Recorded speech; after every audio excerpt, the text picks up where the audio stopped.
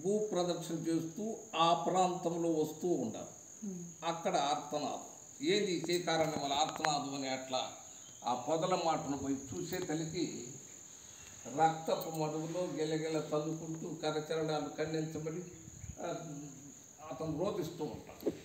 ఆ దృశ్యం చూసే తల్లికి వీళ్ళు కరుణామూర్తులు హృదయం ద్రవించి వారి కమండలంలో వీళ్ళు అభిమంత్రించి పైన చల్లతారు.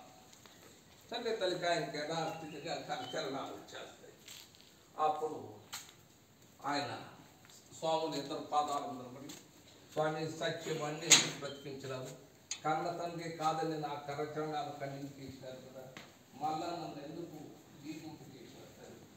నాకు ఈ తను మీద నమ్మకాలు లేదు, నాకు ముక్తిని ప్రసాదించు అనే స్వామిని పాదాలు ప్రార్థిస్తూ, నేను పుట్టినలాగా ఇప్పటి వరకు చేంపు